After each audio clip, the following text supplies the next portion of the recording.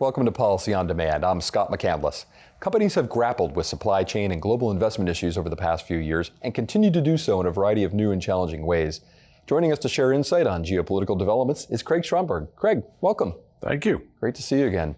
So there was a G7 meeting, including the United States and Japan recently, and they issued a statement that included an interesting phrase. It said that they were interested in de-risking economic relations with China, not decoupling, but de-risking economic relations. Can you explain this statement a little bit and perhaps what it might mean for multinational companies?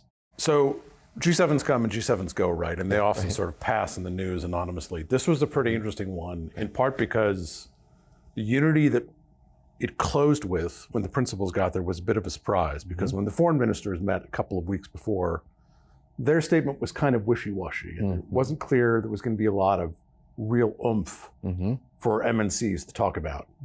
That was not true when you read the final communique. It is probably the strongest thing that the G7 has ever said about China and trade. For those of you that are interested in playing at home, you cut down to paragraph 50, right? And that is where they started to talk about this. And they did make a point of trying to change the language. The language that has been probably overused is decoupling, and they're trying to shift the mentality to de-risking. Part of that is a signal to China to say, none of us, including the United States, want to decouple, so we're going to try and get rid of that part of the lingo. But it is also a signal to China and one another that they really do need to think about supply chain risk in a different way. And there's a line that is in the communique which basically says, we, that is to say the members of the G7, will invest in our own economic vitality. And part of what that means is that, yes, there's unity on de-risking, but at the end of the day, each of these 7 countries is going to have to figure this out for themselves. But every one of them is probably going to be taking a de-risking path. What this means for companies is that at this point in time, literally this moment, what the G7 is trying to tell you is that you should be rethinking, not necessarily changing, but rethinking how you potentially do supply chain that is based in China. You may not change anything, but now is the time to at least have the self-examination.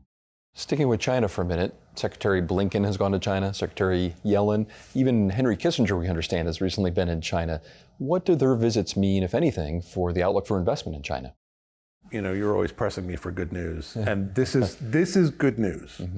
Like if there was a meter that was sort of behind us here that was showing the gauge of US-China relations, these visits have meaning, right? Even if there's no giant visible outcome that is public, the fact that there were this many in a row of this many senior folks, it moves the needle back towards cooperation. That is a good thing. That's a good thing for businesses. It's what they want.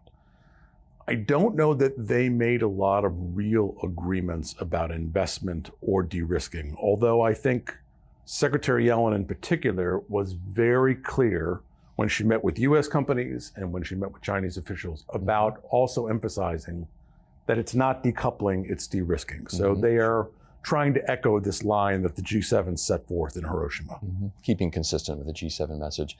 If we could pivot back to the United States for a moment. The United States has been leaning into greater export controls, some national security concerns, put on some international investment and trade issues. Can you talk a little bit about some of the guidance that's being contemplated and what this might mean for, again, operating the global environment? So I think there's 2 big areas that companies should be watching. There's investment and there's export controls. There's some news that was even announced this week that there will probably be some limitations on US investment in China in the future, maybe end of this year, maybe 2024, especially in AI, quantum computers, semiconductors, aerospace and defense in China. Makes sense. The fine print of that has yet to be written. And I think there are 2 takeaways from the fact that there's not a lot of fine print that companies need to be aware of. One is, this is probably not as bad as a lot of companies feared, and that's good, but it could get worse, right? As the months go by and as we get into the election season, the soft-ish language could become harder as they add to this. So good news that it's a little less stringent than we thought, but don't relax. Be vigilant about watching this, because I think that's really important. When it comes to investment, what's happening too that I think people need to be aware of is that it's not just those who are investing, it is the means through which they invest. And that really gets to the US financial sector. Okay. And so the US financial sector is probably going to have to be ready for, I don't know if it's more oversight from the US government, but more conversation with the US government about how it facilitates investment and how they might be involved with more of an oversight and controlling role in this in the future. I think when it comes to export controls, there may be an executive order. We've been waiting for an executive order on this to drop for months. Mm-hmm. It could drop at any time. Even if it does, I think what's really needed is new law. Mm-hmm. And I don't think there's going to be new law before the next presidential election. So after the presidential election, look for a major new export control law to be passed, which I think it will be, mm-hmm. which would create a CFIUS equivalent for export control. Interesting. Okay. One other country that has been in the spotlight a little bit, but we need to focus on, is India. There had been a large public meeting between President Modi and President Biden. What can you tell us about the outcome of that and the direction for trade with India? So it was interesting, right? Like, we're both here in DC, and as you know, being here, like, the town turned itself inside out for Modi when he was here. Yeah, it did. And the firm, was kind enough to get me and a couple of other people, seats to go see him at the Kennedy Center. What's interesting about that event was it was very largely Indian Americans, mm-hmm. and the level of enthusiasm in that audience was off the charts mm-hmm. for Modi. I've never seen a foreign visitor be treated like that, wow. By an American audience. Mm-hmm. So he has got a huge following within the American population. He's extraordinarily popular. India is having a bit of a moment. Sure.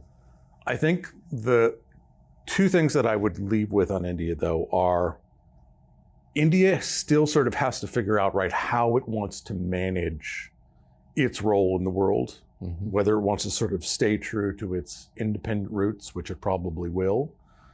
And it also needs to sort of figure out what type of an environment does it want to be for US businesses. And I think that's really what's most important is, how did this government visit lead to potentially more opportunities for US businesses?